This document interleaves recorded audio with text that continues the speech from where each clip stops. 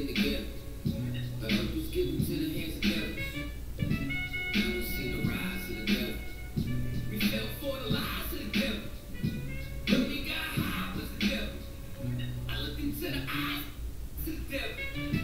I ain't had to die to meet the devil. I remember I was on 13 when I met the demon. Gave me a deuce and a bundle of cocaine. Told me to sell them my people, make sure you keep them feeling it. If any try to short you, make sure that you leave them leaking. He said, I'ma hold you down when problems pop up. How you got me moving this dope? Want me in lockup? He said, don't you want the Benz vertible with the top up? Yeah. Stop bitching, get in that kitchen, let it rock up. Bitches love the dope boy, especially when it's wop up. I know you know rock. You the plug from by the block up. I'll tell you a little secret, make sure that you keep your mouth shut. Ron got a Lexus, crib in Philly and Texas. Tripping up Bahamas, just got a lift for his mama. He fucking up the cop. Let's be honest, he's seeing decent dope. I hear you, but I just seen Ron about a week ago. Fact, he ain't looking too good. His knees is kind of slow. I asked him how his brother, he got stuck before a rumble, but them six, how he fixing his legs, what made him crumble. Easy got a house. His mama is living good. Said the feds took it all, he's right back in the hood. I see you try to play me, you gave us crack in the 80s. Made us support our babies and making hoes out of ladies. I know you got me gravy, but Satan, you must be crazy. It's gonna take more than cars when to amaze me. I see niggas shoot for the stars, but being lazy. Never get their head at the clouds, so you don't faze me. I guarantee that you won't regret it, remember I said it. Nah, you could get it. What you saying? I can't win? Nah, devil, nice try, so until we meet again. I ain't have to die to meet the devil. Angels fell and landed in the ghetto. But earth was given to the hands of devils. Now we see the rise of the devil. We fell for the lies of the devil. When we got high was the devil. I looked into the eyes We already of the devil. I ain't have to die to meet the devil. I ain't religious or superstitious. But we've been getting fucked up to the side like the mistress. Police patrol the block because prison became a business. The murder on the laws and they start talking about forgiveness. We think that it's alright because we got public assistance. If this ain't hell, dog, what is this? Where was all lives matter when they killed Osama? There was no peace talk like the Dalai Lama. Bush driving bombs saying he gon' bring the drama. They got justice, man, they even caught the Boston bomber. But when we ride, they send the military in armor. When we fight oppression, then our people die martyr. You reap what you sow, some people call it karma. When Christ return, y'all gon' get this harvest like the farmer. Don't tell me don't bring up the past no more. They still trying to settle the score with a side of Shakur. I changed my life and I was trying to live life right. But at night I look behind me and see flashing lights, patting me down. You got nothing that's poking me right. I don't smoke or push pills, I gave up my vice. So Mr. Officer, why you wanna take my life? And your honor, why you gave our homeboys life? Alright, you can go ahead and get started. Just hit YouTube music, right? In this, right? The end it put class 2. Click class 2. Yeah, both of them will be there. You see both of them with the presentation up. That's what's up. What's going on, Baltimore? What's up? What's up? Let's clap it up, y'all. Get this class going, man. You know what I'm saying? If you at home eating some turkey and celebrating this double holiday, man, shame on you. You know what I'm saying? If you got on an airplane and went somewhere, man, to celebrate some double holiday with your family, putting your life at risk, man, because I promise you this, the Lord is raging. He's raging. And every time they think that coronavirus is going away or turning a corner, he bring it right back harder. He blasting it harder than ever, man. And we gonna get on an airplane to go visit family on the Devil's Day. Man, I promise you, sitting home and listening to the Lord is better than a tube down your throat. Right. Black man, woman, and child, I promise you. Because all you're celebrating is a genocide anyway. The reason why you think that these people would sit down with a native Indian and break bread and Thanksgiving and in happiness, you got to be simple, man. Knowing who these people are, man, you have to be silly and simple, man. You getting into the spirit of this holiday is ridiculous because it's a genocide, man. You talking about pilgrims? It was 100 pilgrims that came over in the 1600s, 1616 something, maybe the 1620s, and they were greeted by the Wapampi, and these people were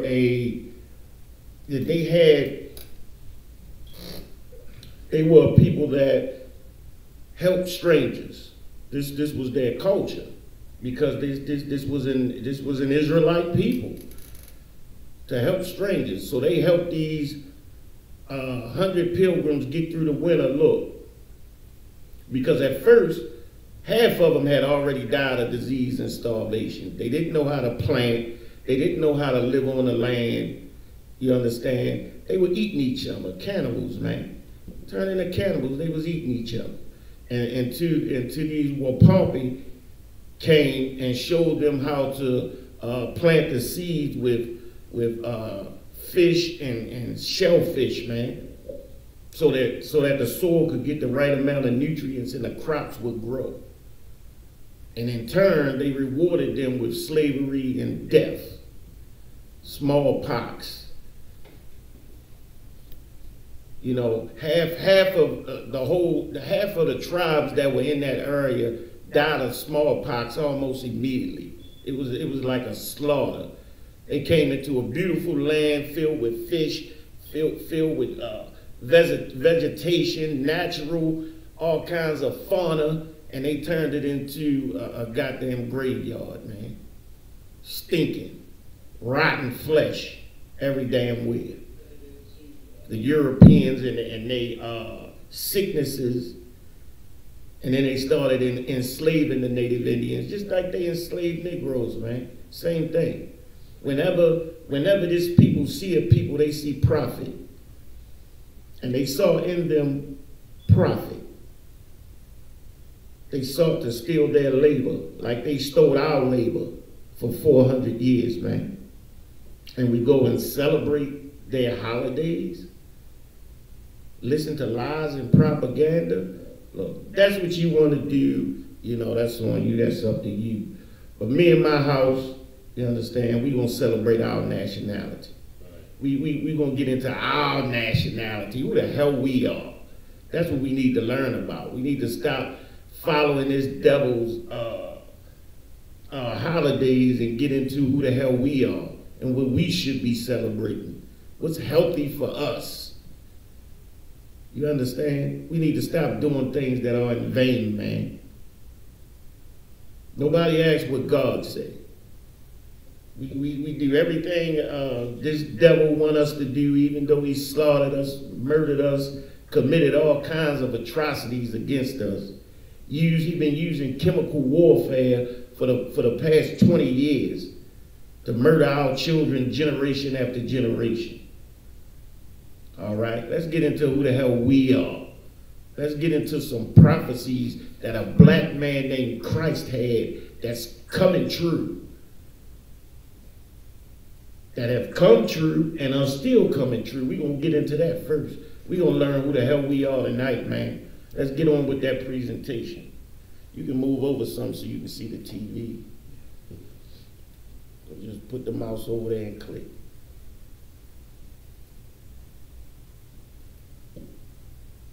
All right. You're looking at Septimius Severus on the screen. It's a backstory to this. Oh, grab this book. Grab this book. You're gonna read the pages that come up on there. All right. We're gonna go into from Babylon to Timbuktu. We're gonna learn a little bit of things about our ancestors, man. So this is Septimius Severus, who is a gladiator. He was a gladiator in Rome, and you know, forget about the pictures that you've seen of white gladiators fighting. Is bull crap. Those arenas look very much like the arenas of today, where you have black people in the arenas challenging each other, going up against each other. like you see in the NFL and in the NBA. But we can't afford to be in the stands. So it's exactly what you would have seen back then. All right, now Septimius Severus was a gladiator that ended up pushing a revolt against Rome and was successful up in Europe. And he brought in the Dark Ages, man. So how did we get all up in Europe? Well, Christ tells us, man. Christ tells us. Let's get that scripture. Let me get that up on my phone real quick. Let's get Luke 21 and 20. Alazar. Okay. Luke 21 and 20. Now this is Christ. Christ is talking about a prophecy. This when he was amongst the brothers in communion with the brothers, and Christ had a prophecy, man, and it was a warning. It was a warning to everybody in Jerusalem, and everybody should have heeded that warning, but we didn't. All right, let's read that, brother. Come. And tell them what color the letters are. The letters are red. This is Luke chapter 21, verse 20. The colors are red. And when ye shall see Jerusalem compassed with armies, then know that the desolation thereof is nigh. So Christ is saying, when you see armies surrounding Jerusalem, which is our homeland, all right? We're not from Africa. We're not related to the Canaanites. We're not Hamites. We did not come from that lineage. All right, it's all a lie. We're going to prove that tonight. We're going to go into a little bit of that too. But Christ is saying, when you have armies surrounding Jerusalem, surrounding our homeland, the desolation is about to happen. The murder, the barbarism, the war is about to happen. This is a warning to us. This is a prophecy. Read on. Come. Verse 21. Then let them which are in Judea flee to the mountains. Flee to the mountains, man. And where did we always flee when there was famine and when there was danger and when there was war? We went down into Egypt and even further down into West Africa. And that's exactly where we went, down in West Africa. This is a prophecy from Christ, and it came true in 70 AD. But everybody didn't heed his warning. Just like Negroes don't heed nothing today, everybody did not heed his warning. Read on. And let them which are in the midst of it depart out. And let Go ahead, read on. And let them that are in the countries enter thereinto. Verse 22. Look, what he's saying straight up is depart. When you see these things happening, depart out of Israel, man. But what we didn't understand at the time is Israel is the people. The one thing that Christ always wanted us to do, and it's a fulfillment of everything in the Bible, is brotherly love, man. The relationships we have with each other. The Lord put his mark on a certain people. He made a covenant with a particular people. Only one people did he ever make a covenant with. And brother, that people is special. This people is the most important people. Why? Because believe it or not, black men and women are the only people that can properly rule this earth, man. That can properly rule the universe. Which is why the Lord made a covenant with us. You understand? And the covenant is with the people. Saving the people. Black people don't understand that today, man. Thinking about land and riches and this and that. The people, man. And that's all Christ wanted, is for us to be brothers, take care of each other. Stay with each other. Stay tight and stay strong. That's what's held us all of these years, man. And this is what Christ is saying. Don't worry about the land. When you see these things happening, leave. Go down to the mountains, down through Egypt, down into West Africa. Read on. Come. Verse 22. But these be the days of vengeance. These be the days of vengeance, man. Whose vengeance? The Lord's vengeance. Because of the sins that we have committed, the unfeeling, unempathetic sins that we commit against the Most High. We never think about the Most High, ever. And what it does to him when we break his rules and when we sin, when we become abominable sexual deviants, when we celebrate these funky holidays. It's written in the scriptures, I despise your feast days. You don't celebrate his feast days, you celebrate yours. You rather have a covenant with these people, with the creature, instead of the creator. That's in the Bible. Read on, brother. Okay. That all things which are written may be fulfilled. All things which are written may be fulfilled. What's written? What's written that needs to be fulfilled? Hold your space there and give me Deuteronomy 28 and 64. All right, what needs to be fulfilled? You see armies surrounding Jerusalem. The desolation is nigh. This is the time of vengeance. The time of vengeance coming from the Lord. Something needs to be fulfilled. What needs to be fulfilled now? What is Christ talking about? These are the days of vengeance, man. The days of hardship. The days of payback. Because we didn't keep that covenant with the Most High. He made us a special people. We didn't keep that covenant, man. We lied, we cheated, we sidestepped, and we rather serve Thanksgiving and Christmas than serve the Most High. So this is the time of vengeance.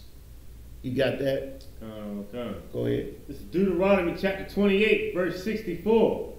And the Lord shall scatter thee among all people. The Lord shall scatter thee amongst all people. These are the curses. It's time, brother. When it's time, man. When it's time to pay the Lord, it's time to pay the Lord, man.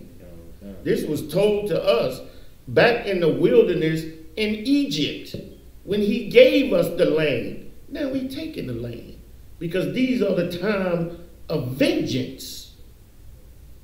This is the time when the Lord going to turn his back on us and not hear our suffering, man. You understand? Read. Okay. From one end to the earth, from one end of the earth, even until the other. You're going to spread us around this earth into all other nations, man. The ones that listened, going down in West Africa, through Egypt, through the desert, down there in Africa, and even further, down there in West Africa, all the way down to South Africa. You understand? We got colonies all over West Africa, Negro land. We're going to go into that a little bit. You understand? Lord Judah. We had those lands down in West Africa, man. The slave coast that was later turned into the Gold Coast. Yeah. He scattered us, man. The ones that didn't listen, well, they tried to fight on and Masada. We're going to find out what happened to them too. They got slaughtered and enslaved, taken up into Europe, all over the place. Read on. Okay. And there thou shalt serve other gods, which neither thou nor thy fathers have known. All right, there you wanna serve everybody else's God. When we get into these slaveries all around the world, we're gonna be serving everybody else's God, even wood and stone. We're gonna serve that Kaaba stone, that disgusting Mecca, that Allah and enslaved under the Arabs, and we gonna serve that disgusting cross. Cross is burning on our lawns, and we still serve it. Right. How you got a cross burning on your lawn, and you still serve the cross? A people who call themselves Southern Baptist Christians that's burning the crosses in your lawn, but you're equally yoked with them. Ain't that what Christians say? You got to be with people you're equally yoked with. Well, you're equally yoked with the Klan. You're equally yoked with the skinheads. They're all Christians. You're equally yoked with the Italian mob. You understand? They're all Catholics and Jehovah's Witnesses. You understand? Even when you get inducted into the mob, you got to, do all of that and get on your knees, go through the little Christian rituals. And we know not what the hell we even do. This is a prophecy coming from Christ. Christ is telling us to get the hell out of our homeland because they coming to kill us, and these are the times of vengeance that the Lord gonna get his damn vengeance. Right. And the Lord has told us what the hell he's gonna do to us, man. And we still didn't listen. We still didn't listen. Matter of fact, let's get some more of that Deuteronomy. Go ahead. Okay, verse 65. And among these nations thou shalt find no ease, neither shall the sole of thy foot have rest. They working us to death. They work us like a god-daggone Hebrew slave, because that's what we are. Right. Hebrew slaves, man. Okay. They've been working us to death for 400 years and making us celebrate their holidays and making us telling us when the hell we can buy our children presents and doing everything they want us to do, and we don't do a goddamn thing that the Lord tell us to do. But guess what? It's all chronicled in the Bible, and it's not watered down. It's no propaganda there. It's telling it straight like it is. We have faults. That's how you know this is not a white man's book. Because the white man is all about propaganda. His propaganda rules his society. You even take a holiday like Thanksgiving. It was a genocide. It was not a goddamn holiday. Well, it might have been a holiday to them, but it certainly wasn't for the Native Indians. They enslaved, murdered, and even worse, betrayed. Propaganda is how this thing works in every white society. But we, of course, don't listen to a goddamn thing. And amongst these nations, we shall have no ease. We hurt. We hurting in these nations, man. And every time, look, this pandemic came out and it showed how much we hurt. How much heart disease and diabetes and all that we have. We dying of this coronavirus like crazy, man. We can't even social distance. When we get it, we can't go to the secondary house, and distance from our family. We can't go to the cabin like Donald Trump Jr. We can't do that. We got to stay in the same house as our daughter. The same house as our mother with heart disease. And just spread it around amongst us, man. It shows that there's two Americas and there's a lot of disparity when it comes to black people, and this is why. This is the time of vengeance, man. It's the time of vengeance. All right. Let's read that last one, and so we know what Christ was talking about when he said what was about to happen, that these are the times of vengeance. Now let's go back to Luke 21, and I believe it was 23. Luke 21 and 23. And get me page 84 from Babylon to Timbuktu.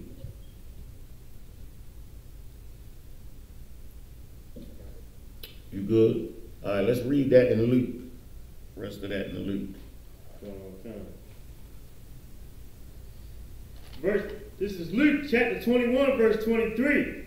But woe unto them that are with child, and to give them, and to them that give suck. And to them that give suck. Woe to them that is with child, and to them that give suck.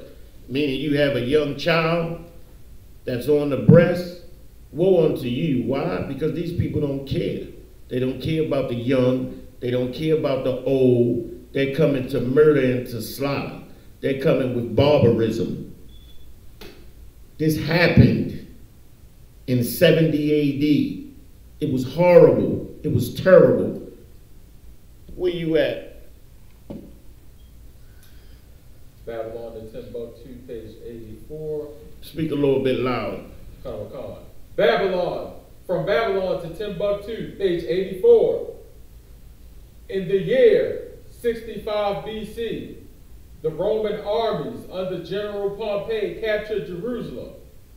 In 70 AD, General Vespasian and his son Titus put an end to the Jewish state with great slaughter. They put an end.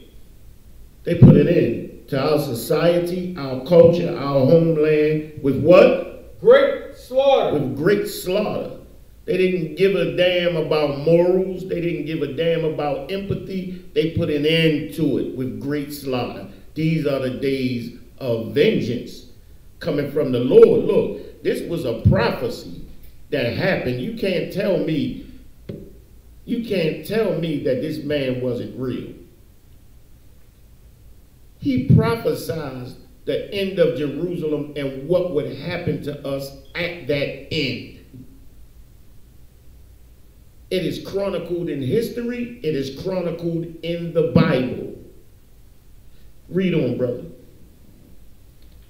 During the period of the military governors of Palestine, many outrages and atrocities were committed against the residue of the people. Look, many outrageous atrocities against the residue of the people. That means the little bit of people that escaped death when they was taking us on Masada and taking us out of our homeland.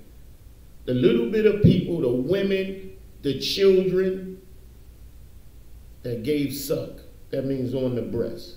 There's only one people that's that ruthless. It was horrible. It was terrible. And what did they do with us, brother? Read on.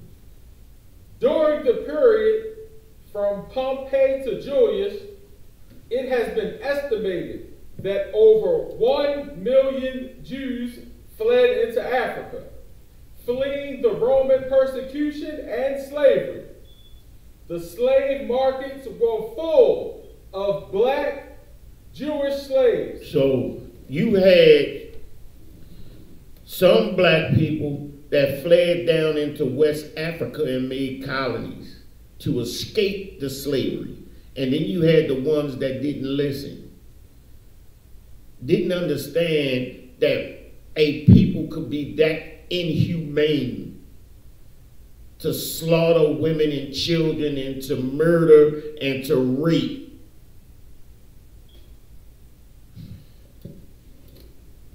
A lot of us went into slavery in Europe. They said that the slave markets were full of, say it again, brother. Were full of black Jewish slaves. Were full of us, man. Full of us.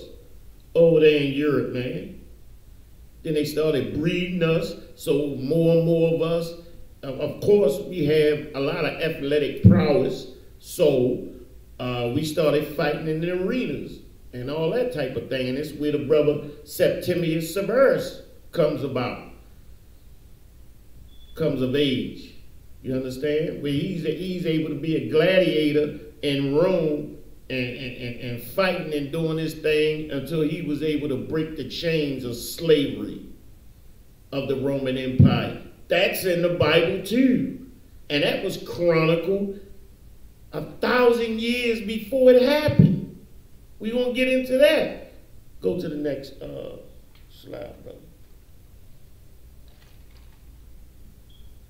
And this is how you have saints in Europe. How do you have saints in Europe? Who are saints? The people that they have there now talking about their Saint Francis and Saint, they're not saints. The only people that can be saints are the people who have a covenant with the Most High. You see, Septimius Severus broke those bonds of slavery back in Europe. And of course, we thrived like the people that we are. The Roman Empire got dealt a crippling blow. So, and then you had the Dark Ages, where you had black people being saints. I think that's Saint Maurice. Hold on, let me make sure. So when you have black folks coming up being saints, and give me Romans 9 and 4.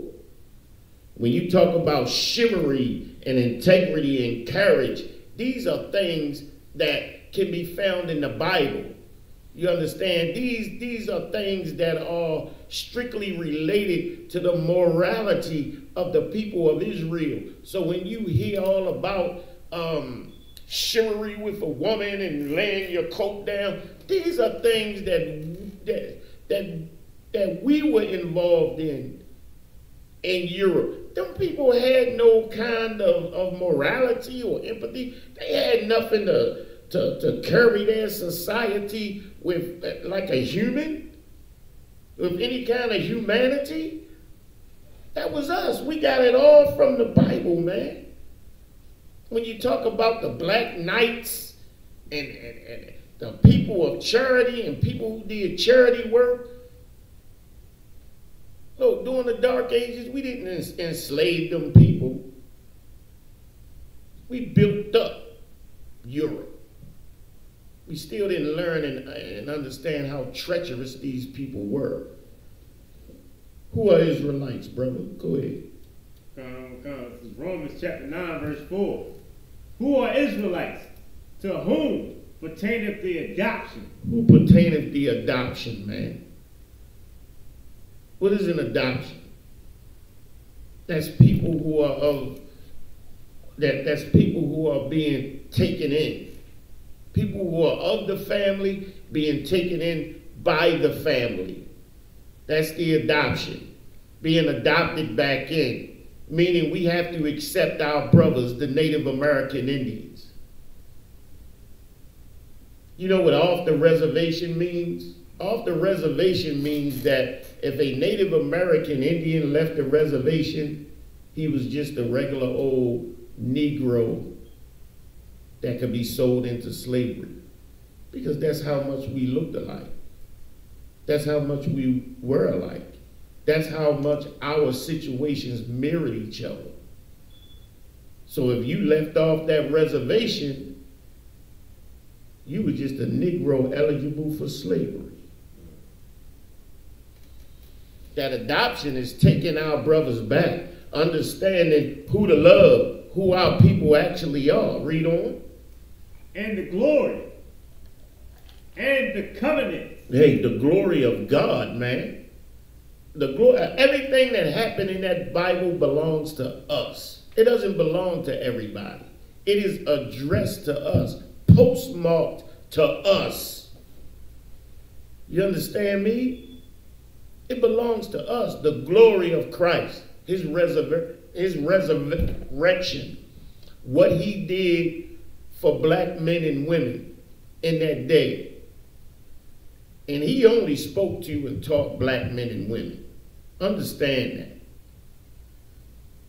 When confronted with a Canaanite and a Greek woman, he said, you know, I can't give the children's food to dogs, man.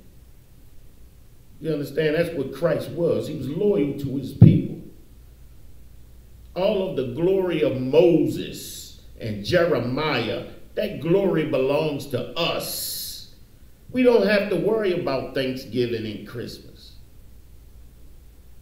I'm working all goddamn year to pay the rent and buy my children little presents, and I got to give all that glory to some white guy that comes down the chimney, man, with rosy cheeks, some fat pedophile. I got to give all my glory to him. Well, guess what? All that glory that's in that Bible belongs to me. Go ahead, brother. And the giving of the law. And the giving of the law. Because the only people righteous enough to give out law, to maintain it, are black people. And what we don't understand is that we're being put through a trial and tested. We've been sitting to every culture of the world. Why? So that we can rule it. So that we understand the people and the lands. See, the Lord is super smart. Even while he's punishing us, he's preparing us. Read on, brother. And the service of God and the promises. We're the only ones that should be serving God on a level of the connection that we have with the Most High. Some other races don't have a connection with the Most High and would never serve a black man. They would never get on their knees and serve a black man. Because they don't even care about our damn humanity.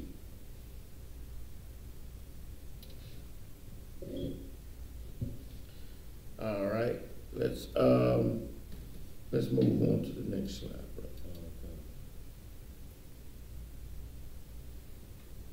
You gotta understand who saints are. We got saints in armor. Men that have impeccable reputations. You understand? A man is not going to go into a courtroom and lie. 90% of these police officers will go in a courtroom and lie just to get their arrest rate up. Right. Just to get moved up into their job functions and make more money. I don't give a damn about whose life they destroyed. They go in there and lie in a second. These were men of chivalry, men of impeccable reputation. Give me Psalms 148 and 13. Come on. This is Psalm chapter 148, verse 13. Let them praise the name of the Lord, for his name alone is excellence. His glory is above the heaven and earth. It's like the earth and heaven. Read on. Come on, verse 14.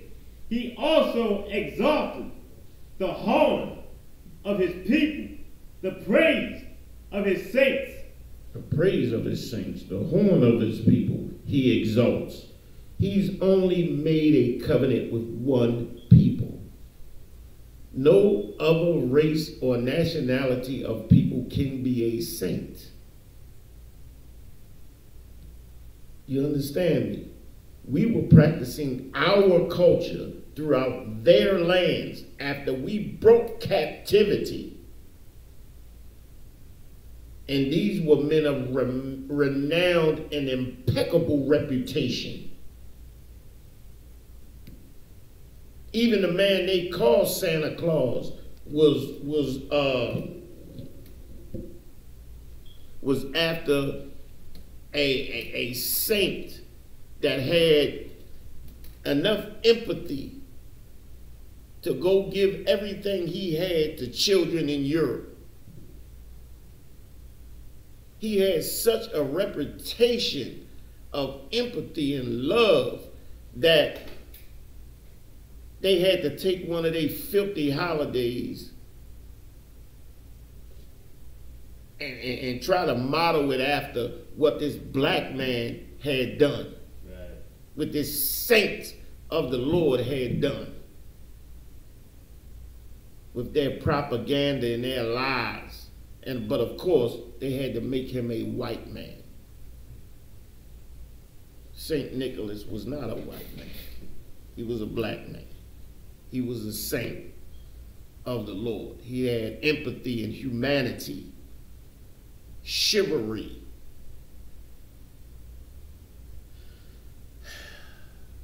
All right, where was you at, brother? You on verse 14. All right, finish 14, please. Okay. The what? Even of the children of Israel, a people near unto him. A people what? Near unto him. Read 14 again. Okay. This is Psalms chapter 148, verse 14. He also exalted the horn of his people, the praise of all his saints, even of the children of Israel. You know, that's that old Quaker English. Even of the children of Israel. He's talking about the children of Israel. And the amount of love that he has bestowed upon the children of Israel. You understand? His saints. And in Europe, we spread humanity and morality. Wherever we go, we broke the chains of slavery and oppression, and we brought morality and humanity. That's what we did. All right, let's go to the next slide.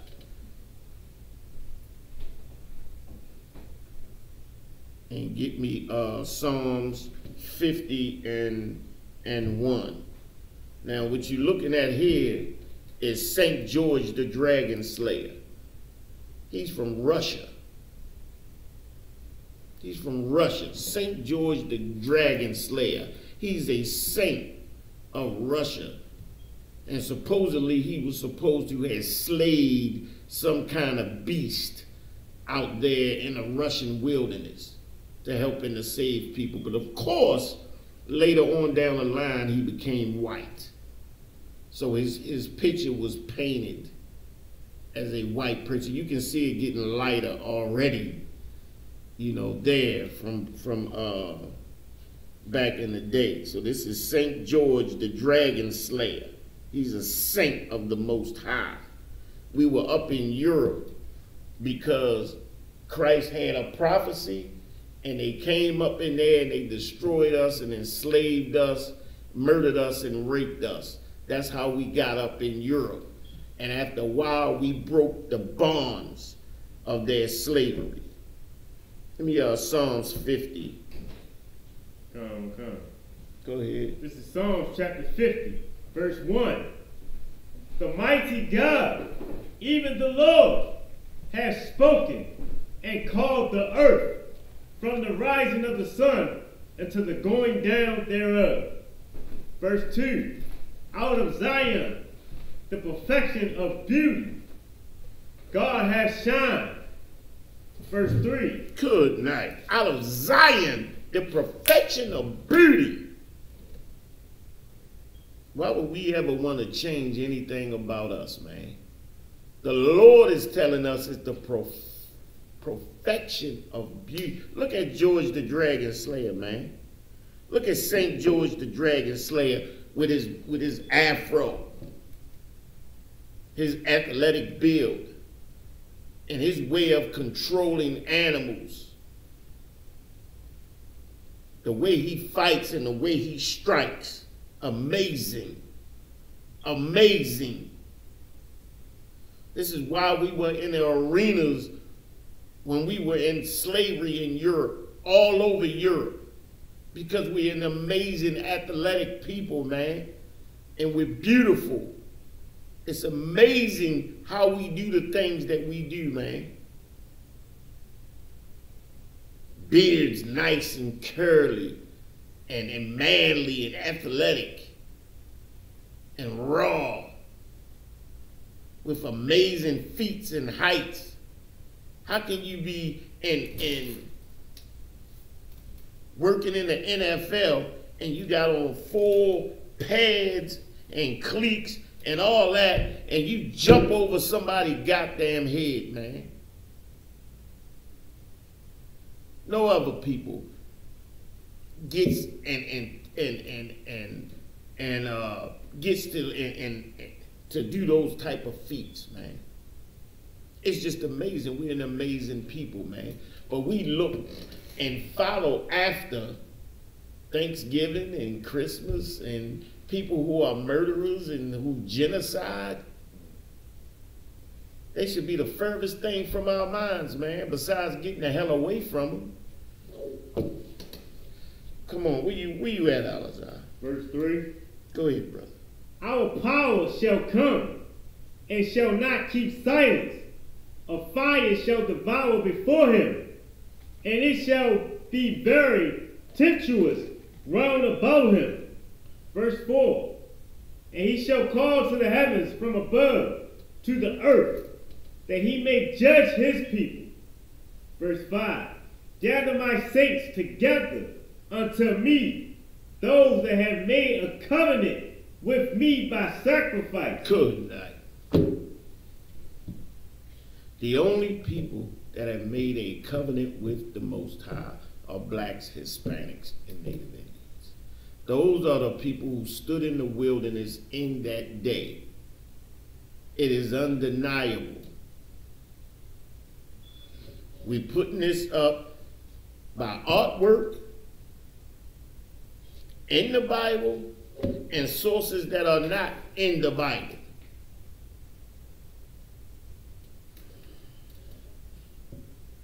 We have to look, black man, woman, child. We lost our morality, man. We lost our morality. You know, just 30 years ago, we would have never sold dope to our people. You understand me? This devil thought up something and built something called suburbs. And he took all the resources and all the money and he put it out in the burbs and he built low-cost houses just for his people. Not for us, just for his people. They moved out there, took all the money and opportunity with them and left us in the city to starve and die. And in that poverty, they created programs, housing, ghettos. All of this was created before it was ever done in Europe. All this was created here for black people, for us. And in that abject poverty, our morality languished.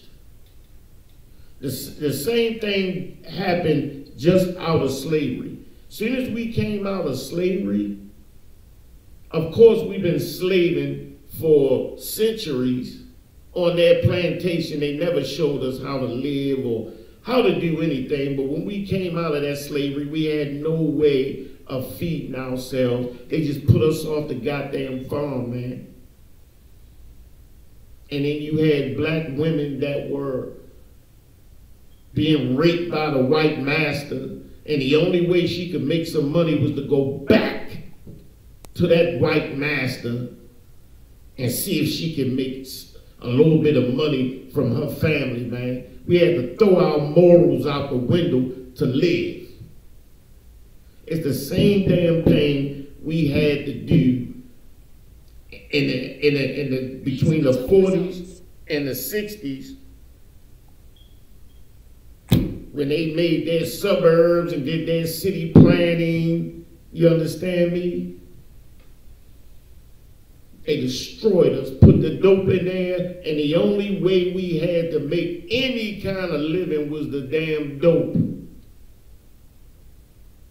But it ain't our fault, man. It's not our fault.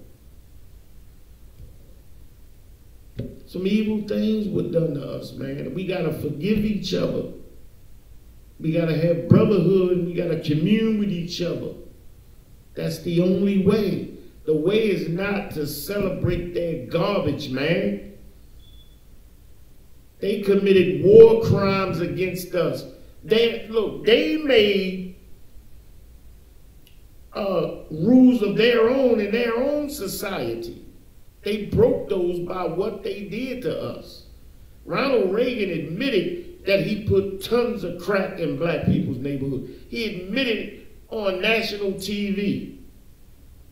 In a righteous society, it would have been taken to the UN, and America would have been charged for the war crime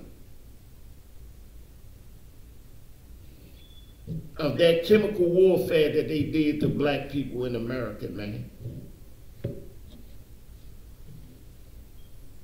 Hold up, let's get back to this. Matter of fact, let's go to the next slide. We know about the brother St. George the Dragon Slayer. But let's read that. Let's read that about the cardinal. That's on the screen. This is Cardinal Albert of Brandenburg, being chastised by Ulrich von Hutten, 1517. Von Hutten was a German scholar, poet, and reformer, and also an outspoken critic of the Roman Catholic Church.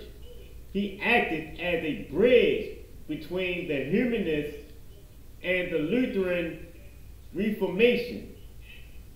H was a leader of imperial knights of the Holy Roman Empire. Good night. We had taken over the Holy Roman Empire, chastising their cardinals, running the situation there.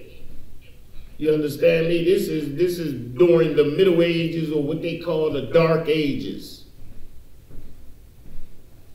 You understand? This man was keeping these goddamn devils in check. Now, what you would say there? The human. Hold on, let me get the. It says he acted as a bridge between the humanist and the Lutheran Reformation.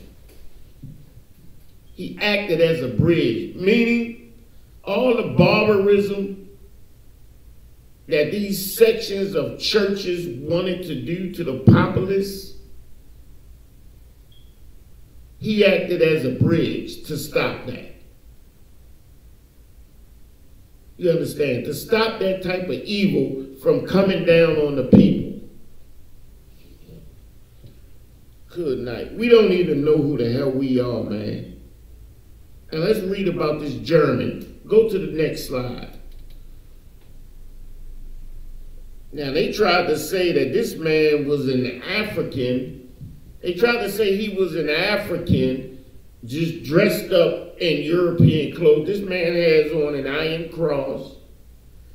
He is obviously a part of the Holy Roman Empire. Like, white folks act like they never saw us until they came down in Africa and this nonsense and this, that. We were in Europe the entire time, man. Until what's called the Renaissance. And we're going to go over that too. We're going to go over the Renaissance. This is us going all through Europe. We are the knights. You understand? We're the knights. We're the people of chivalry. We're the people holding it together, teaching them how to bathe, teaching them how to live, teaching them how to be humans, God damn it. But we had to topple the Holy Roman, the Roman Empire at that time.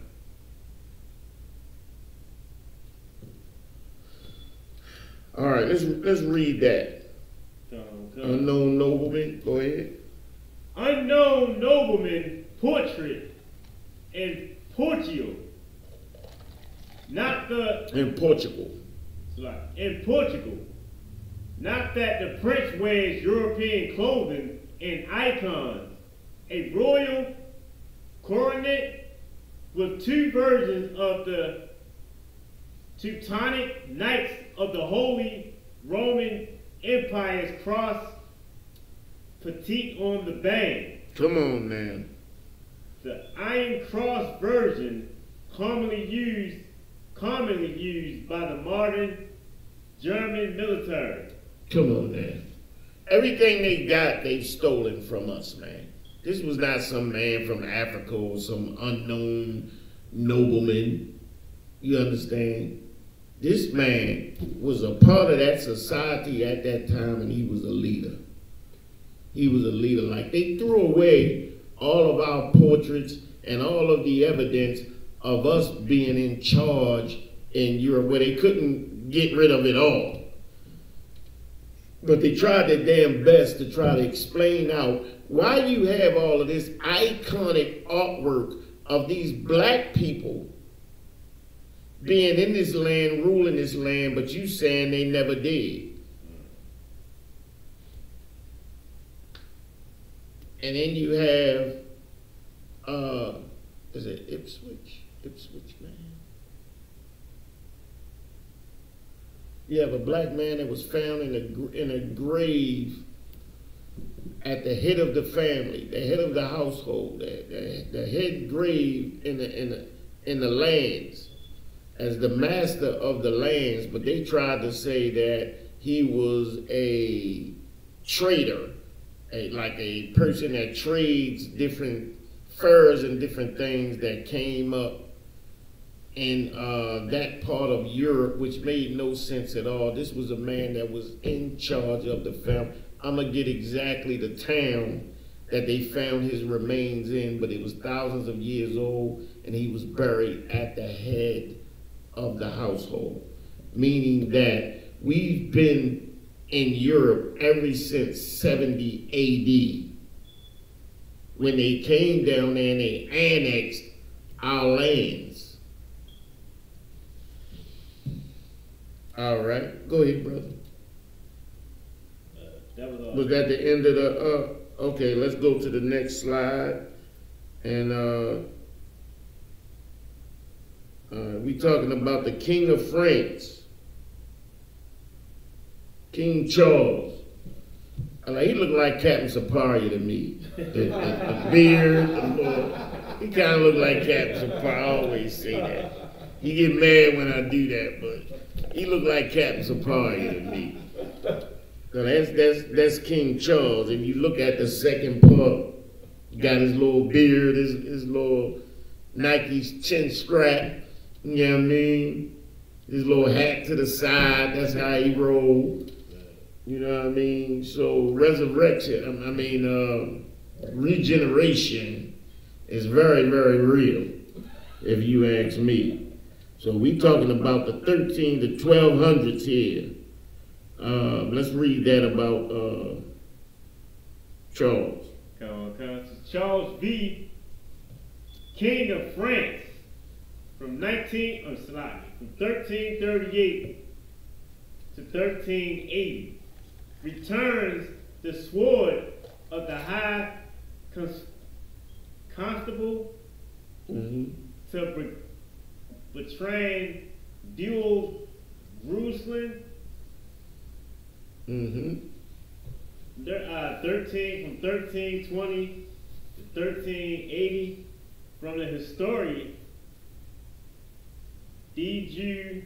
Jerusalem after the poem of Kuvalor Early 15th century.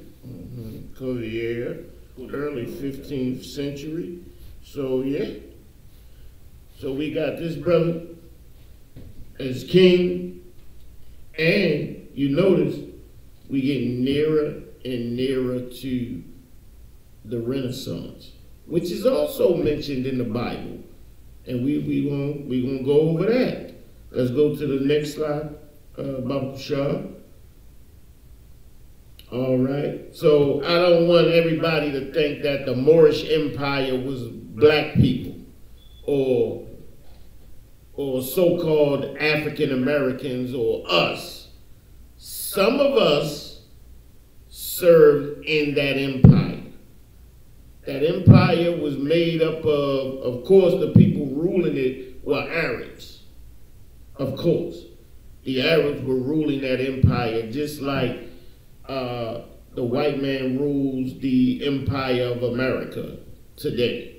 So that was an empire. That wasn't something that we were ruling, but we were there.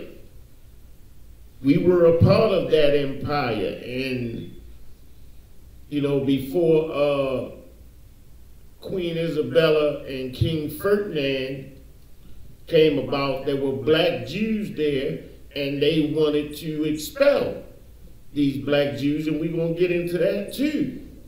You understand? So the Moorish Empire was not us. Some of us were in the Moorish Empire. Some of us joined that empire of Moors. But it was not our culture. It was not who we are supposed to be. It was something that we joined just like we joined Christianity. You understand? All right, let's go to the next slide, brother. And I'm going to give you a view of European life at that time. This is a town, and if you look close enough, you see a whole lot of black faces, don't you? You see a whole lot of black noblemen on horses, strutting with their heads up. Because we were the ones that made life possible during these ages at that time, man. It can't be denied because the artwork is there. It's not hard to find. They tried to wipe all of it out, but it's just too much. It's just too damn much of it to wipe all of it out. And it raises too many goddamn questions. Read it, brother. Okay. Safarius DL Ray in the Aframa district. View of a square from the King's Fountain in Lisbon. Come on, man. Come on. This is a city. This is a city out there, man, in Lisbon. That's supposed to be all white, ruled and ran and thought of and built by white folks, but what do you see? Read on. Okay. The Dutch painting. 1570 to 1580. Close-up of a man who is the king of Portugal wearing the King Red Cross of the Order of Santiago. So you see a black man strutting on a horse with a big red patch cross on him because he was the king. He was the king of Portugal. And all the propaganda just dispels it from your mind. They have loaded us up with so many lies and so much propaganda that we can only see ourselves as subordinates and as slaves. Right. When we are that black knight with chivalry, when we are that hero, all right, I think that's that. Let's go to the next slide, brother. And you're going to see some black European crest, which was the crest that you know, our families used to use. There's no denying who the hell this is, man. There's no denying it. Like, it's so many lies and stupendous, ridiculous nonsense that this devil puts out to degrade us, but you just can't lie against the actual evidence, man. You can't see that as being anything else besides us. You know, we are distinct from Africans. This is not African people. We're distinct. We're going to show that distinction too. All right? Let's go to the next slide, brother.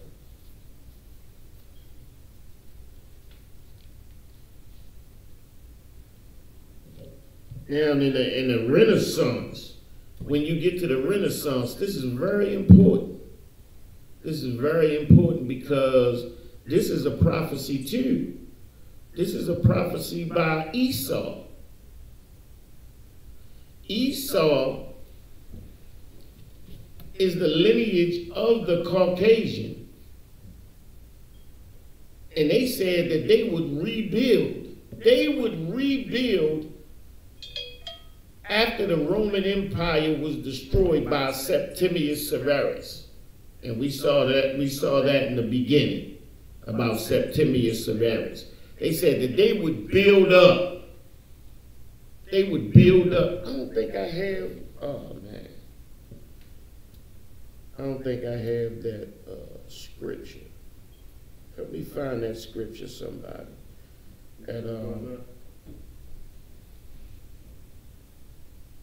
I will build, and the Lord says, but I will tear down. Let's see if I can find it real quick. Where Esau says, I can build up. Okay, give me Malachi 1 and 4. I got it. Give me Malachi 1 and 4. Salaki, I should have had that ready. This is the Renaissance era. Like 1 and 4. Malachi. Come. This is Malachi chapter 1, verse 4.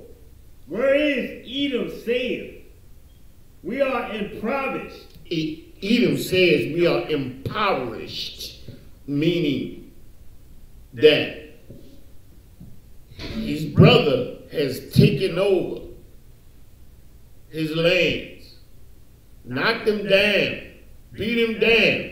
So Edom's saying we are impoverished. Like we are at the low. This is what happened in the Middle Ages or the Dark Ages. We are now ruling Europe, where they had the Roman Empire and it was so spectacular, and you know, they were doing their thing, they were in charge, they were in rulership. You know, they were traveling the world with barbarism and rape. Somebody had to rope them off in Europe. Rope them off in them mountains to make sure that they wouldn't maraud and pillage and murder. That's what they were famous for. The Vikings, berserking and murdering and raping with no humanity, no empathy. Read on. Thus saith Salah, but we will return and build. Read it from the beginning. Come on. This is Malachi chapter 1, verse 4. Mm-hmm. Whereas Edom saith, we are impoverished. We are impoverished. We are impoverished. Can you read it again? Come on. This is Malachi chapter 1, verse 4. Mm-hmm. Wherefore Edom say, we are impoverished. Yo, you good? But we will return and build the desolate places. We are impoverished. This is the Renaissance. This is the Renaissance. Septimius Severus had taken over. The Jews of the Bible had taken over Europe during the Dark Ages. Now we have the Renaissance. All right? And this is what the white man, Esau's relative, is saying. Read on. But we will return. But we will return. Read. And build the desolate places. And build the desolate places. He's saying we will return and build our empire again. It happened. It happened. And this is where it happened. During the Renaissance. But the Most High got something for him. Read that last bit. Come.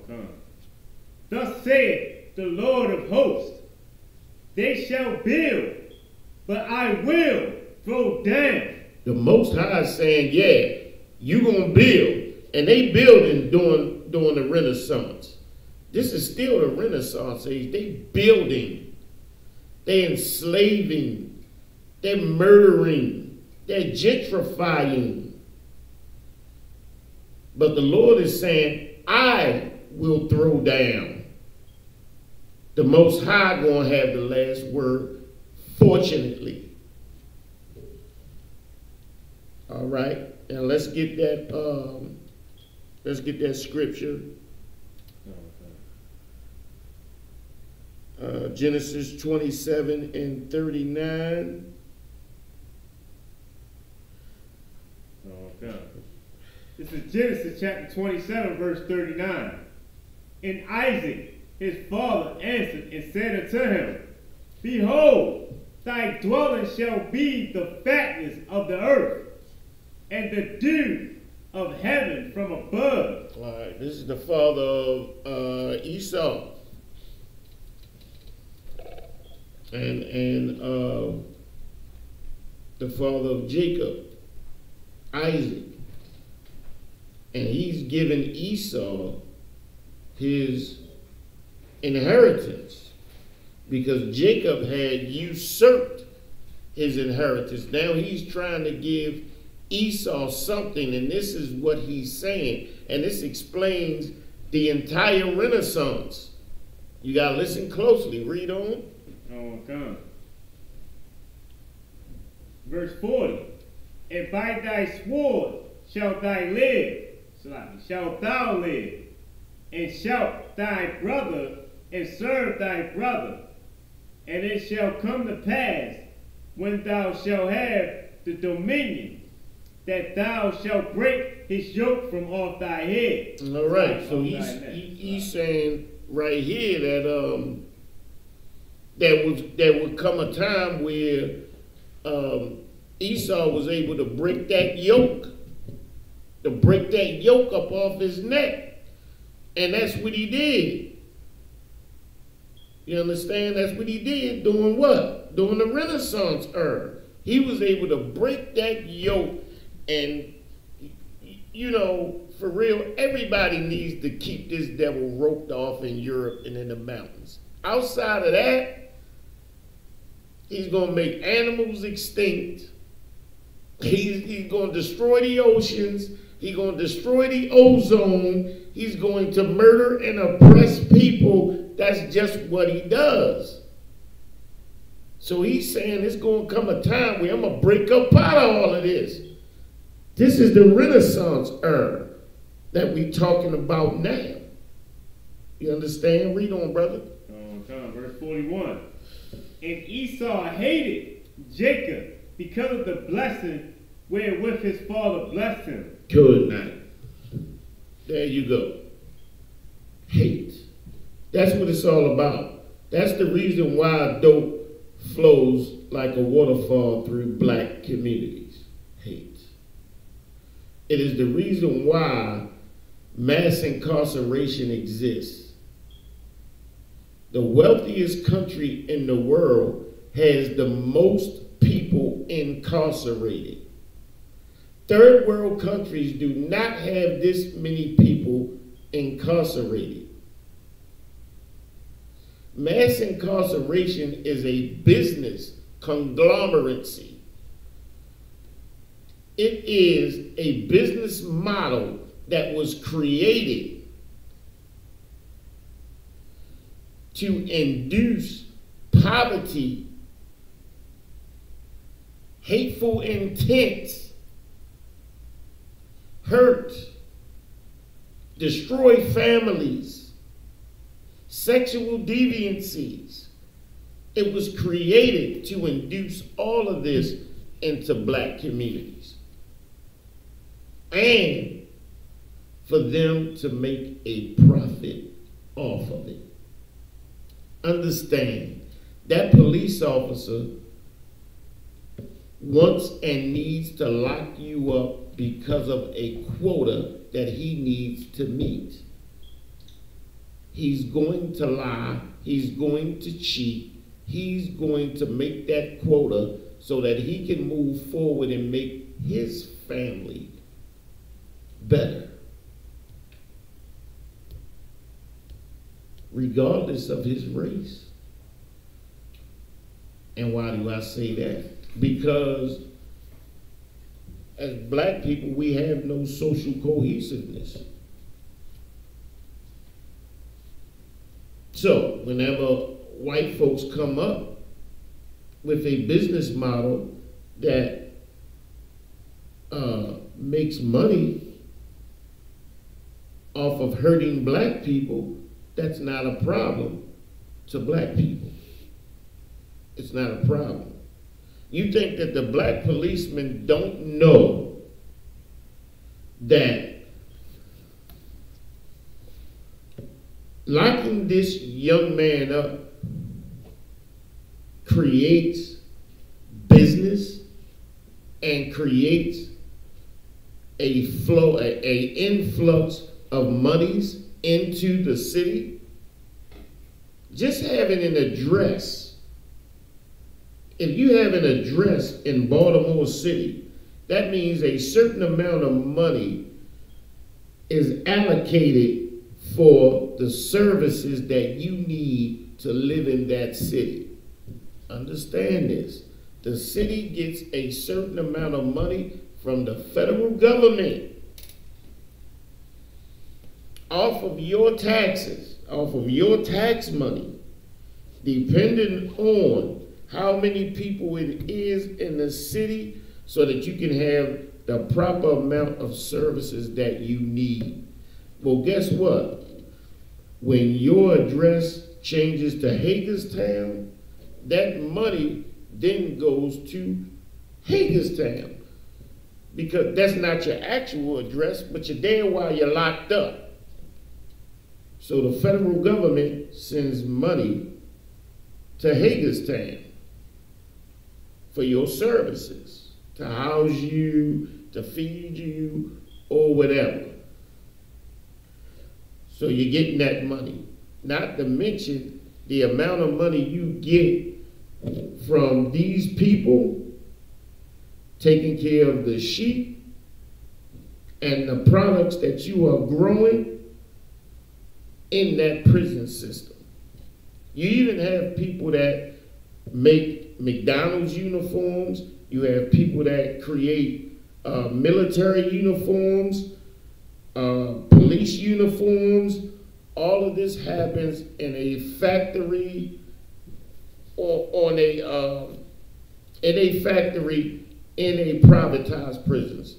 So that's why they call Hagerstown the farm from Baltimore, because when you get locked up in Baltimore and you get a significant time, you go to the new jail, which is the farm in Hagerstown. The federal government pays for you to be there. And you also generate money by working on that farm. Police officers make money locking everybody up. No other country has these type of mass incarceration situations, man. Other countries don't have that. They have it here because of oppression, because you can make and generate trillions of dollars in your society by mass incarcerating Negroes and won't nobody say a damn thing about it. All right. Where was you at, Alizar? Matter of fact,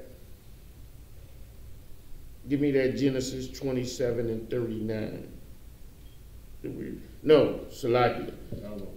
Give me 1 Maccabees 3 and 48 and go to the next screen.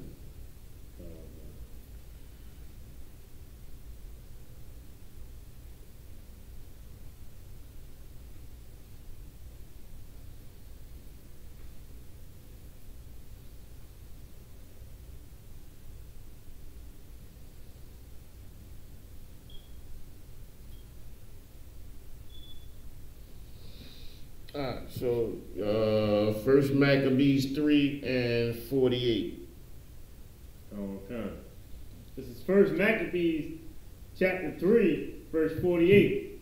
And laid open the book of the law, wherein the heathen saw, the heathen had sought to paint the likeness of their images. Look, this means that Europeans went in to all the images that have been painted, all the artwork of black people throughout the centuries. They went in and they painted over them. They painted the skin to be white.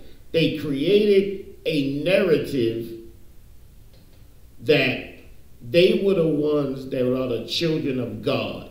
They created that narrative. They created a Christian narrative that they are the ones that made a covenant with God. It's a lie. It's a lie. It was too much artwork to paint over, number one. And number two, it's described not only by white people, but from different cultures and different races that show who the children of Israel actually are. If you look at Assyria, if you look at the paintings and the artwork of Assyria, it shows you clearly that the children of Israel were a black people with short, curly hair, beards that could grow either long or short. But we were a black, flavorful people, man. It's embarrassing for them. But they don't give a damn. They'll never concede that the people of Egypt were a dark-skinned people. They can't, because then you have to concede because of Moses that the children of Israel are of the dark races, and that they will never concede openly.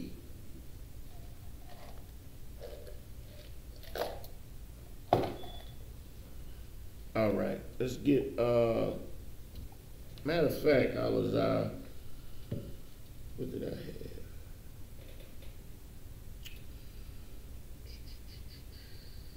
Let's go to the next slide.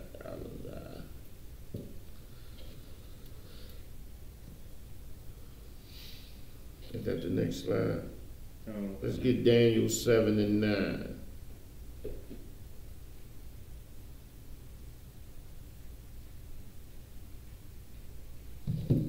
All right, Daniel 7 and 9, let's get that. So Daniel chapter 7, verse 9. I beheld till the thrones were cast down, and the Ancient of Days did sit. Hey, the Ancient of Days did sit. It's talking about the Most High. Now we got to pay attention here. What the hell did he look like? You got paintings, man. You got artwork. You got two paintings. And we got to find out which one is real. And the only way to find out which one is real is we have to look at what's written in the Bible, which is the best reference to the Most High. Read on, brother. Okay. Whose garment was white as snow, and hair of his head like the pure wool. All right. His garment was white. Both of them have on a white light garment. I don't know what I guess. Hair like wool. So you got a woolly hair. And the animal is a lamb that produces the wool. So you can imagine how the texture of that hair would be. All right? Read on, brother. Come on. His throne was like the fiery flame. His throne was like the fiery flame. Now, which throne do you see fire on? Which throne do you see fire on? I see a bunch of babies in sexually explicit positions where you have the white man coming out of the wall. I don't know if it's a vagina. I don't know what he's coming out of. Perhaps it's the hole of an anal. It might be an anal hole. I'm not sure. He's touching. I would think it would be homosexual. I don't know. I'm not sure. But the only fire I possibly see is over with the black God, where as though he had the yellow and the flames that's coming off on the angels. And I know from other verses that the angels have burnished brown skin. They are burnished bronze. They have skin like burnished bronze. So I know they're a dark skinned, terrifying like creature. So I do see fire coming out of one of on the brother sitting on the throne, the black man. All right, so read on, brother. Okay. And his wheels as burning fire. Like I said, the only place I see fire is with the brother. All right, read on. Verse 10. A fiery stream issued and came from before him. Thousands ministered until him. Good. I see angels, all around the brother. But I see babies, naked babies, around the devil. They're naked. I don't know what it's trying to say. Do you, Elazar? I don't know. I don't understand what it's trying to say. Perhaps, I don't know. I want to give it the benefit of the doubt. Why would a grown man be, have naked babies on his back, or want to be depicted in that way, or touching another man naked? I don't understand. I don't know. You know what I mean? Anybody got a question or anything, let me know. If you got something, brother. Like faggots, right there. I'm not going to say that word. You know what I'm saying? But I'm going to say the brother said it may be something asexual or something going on or some type of deviancy. It could possibly be. You know what I'm saying? Alazar? It look like he's trying to bring whoever the other Edomite is over to him to invite him to this big baby orgy that he has. Good. That could be heavenly to them. Good. That could be something that they need to, engage in. Me and my house, we don't engage in things of that nature. So I can't really say what it is. All right? But I'm going to move on. Go to the next slide, brother. So we went down in West Africa because Christ told us to go down in West Africa.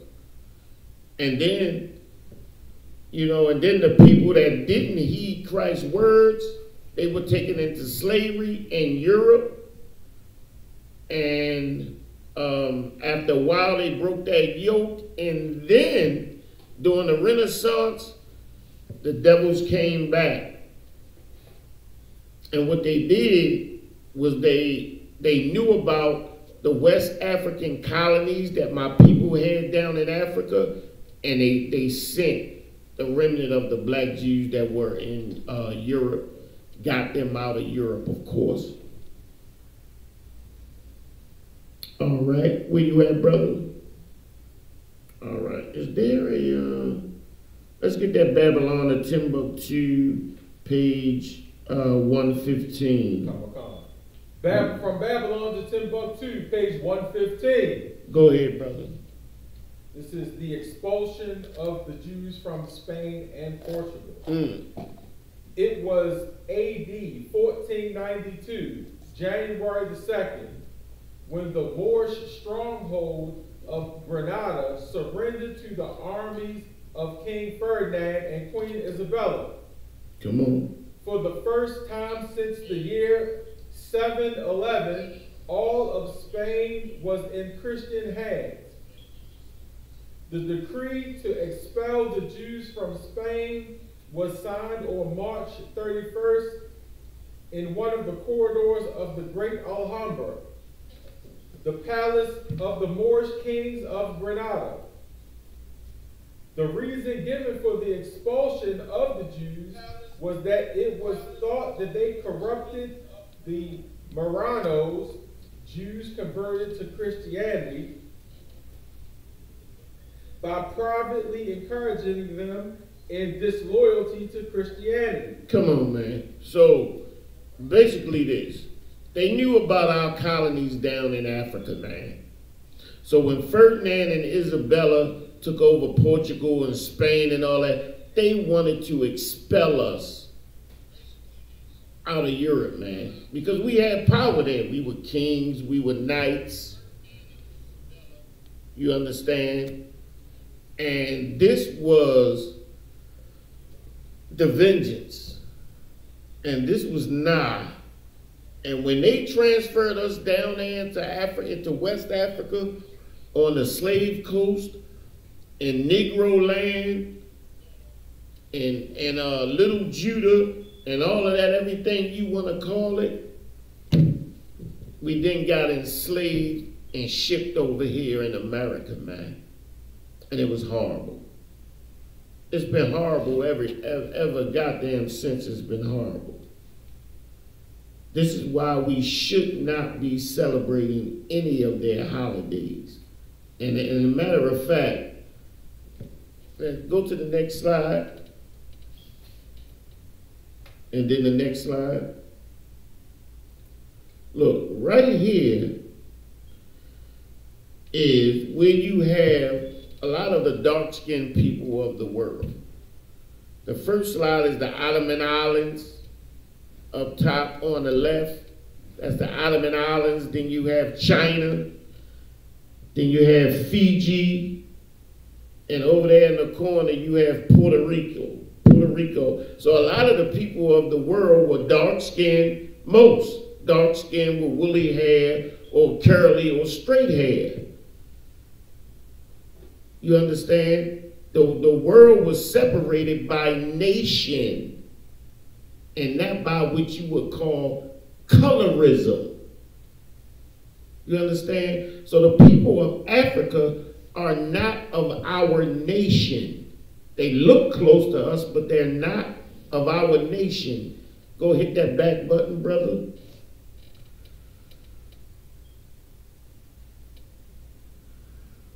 All right, give me Exodus 11 and 7.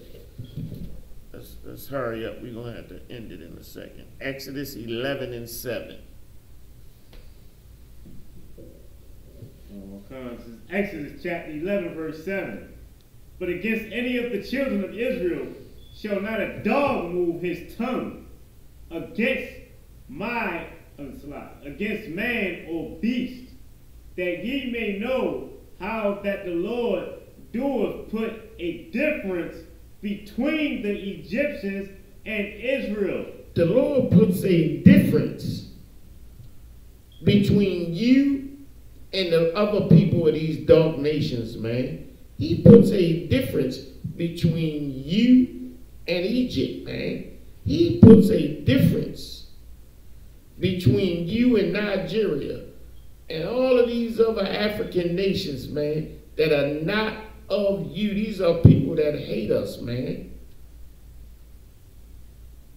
We have to take care of our nation, the nation that the Lord chose to make a covenant with.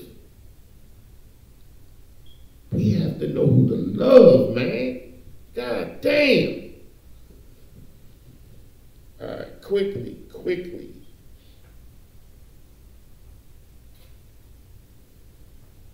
Let me get page 90 of Babylon to Timbuktu. Khan, page 90, from Babylon to Timbuktu. Read. By what factors can we explain the emergence of black Hebrew homogeny and leadership over the indigenous tribes? The answer is simple. The Jews came into the western Sudan from northern and eastern Africa as a result of a chain of commercial and persecutory migration. Come on, man. We came into that area. We were not born in that area. These are not people that are amongst or from our lineage. We have no allegiance to these people. These are not our people. They are of the dark races, but they're not of us. Finish that off. The Jews had settled among the most civilized people throughout the ages. They adopted new methods from other people and left their material, educational, and moral imprint among the people with whom they had resided. Wherever we went, we left our morality. We left our teachings of the Bible, because we are moral people, man, in an immoral world. Go to the next slide, brother. If you need to see it with your own eyes, this is the map. And this is the Judea slave coast right here, man, where they used to take us and enslave us, man. And when the slavers would come, they would come with 3 months worth of provisions, because that's how long it would take to go inland to the land of Judah and Negro land in order to extract us, man. If they just wanted any old African, they could have extracted any old African from around the coast. They could have extracted the San people who are of South Africa, who are just hunter-gatherers. Why didn't they just take them? They wanted Negro land. All right, go to the next slide. All right, we talking about Negro land in Ghana in the 1730s, man. Negro land, meaning this: Africans wasn't called Negroes or niggers, or they wasn't called that. We were called that because we are a different people. The Africans know that.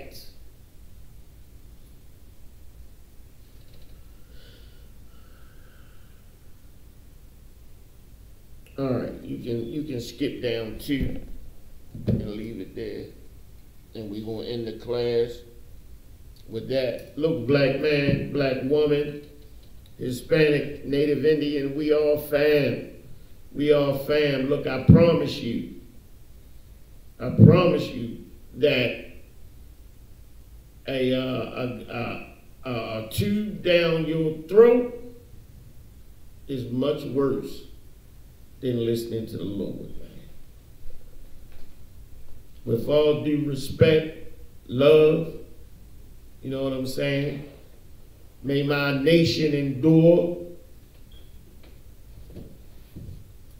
And to Israel, I say shalom. And I turn the class over to priest and officer Alazar.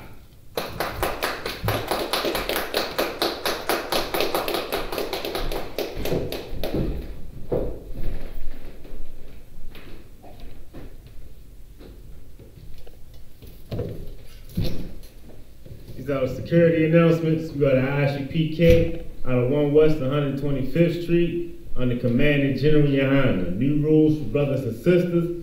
When a new brother or sister comes into the school, they are off limits for 6 months.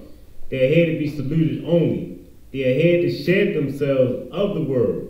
After 6 months, if a brother or sister has an interest in a particular person, he or she must get permission from the head to speak to a brother or sister. There's another 6 months in which the brother or sister will court each other. After this 6-month period, the brother or sister will get permission from the head to marry. Tights, which is the commandment. You can find this in Numbers chapter 18 through verse 21, and Malachi chapter 3, verses 8 through 10. Means 10th in the Hebrew and is pronounced Ma'asharah. 10% of every penny of any increase the Lord gives you. You give to the Treasury Department or teacher. Priest fund, free will offering for priests, not mandatory. Whatsoever amount you would like to give. Upcoming Holy Convocation, we got the Feast of Dedication, which is, what's that, the 9th? December 9th. Come. December the 9th. It will be held here in the Baltimore Baltimore school. You come down to what's the 2430? 3430. The what? 3430 Eastern Avenue. You come down and celebrate with the brothers and sisters. Come get you some strong drinks, some good food. You know what I mean? We'll be here doing it up for the Most High. Free will offering for priests, not mandatory. Whatsoever amount you would like to give. Remind Akim and Agwathiam to check on social media, isupk.com, Facebook, Twitter, YouTube, and so forth for any special ISUPK events and materials. If a brother wants to be a trooper in the school, then he should start wearing all black, which includes black boots, shirts, pants, headband, or scarf. And with that, we're going to give one courteous salute to the teacher, men of Israel, Amayim. You can stand. Amayim Shabbat, Barak, Salat. Amayim Shabbat, Amayim, Barak, Yahweh Shem Yahshua Rakatah. Yahweh Shem Yahshua Rakatah. With that, class is dismissed.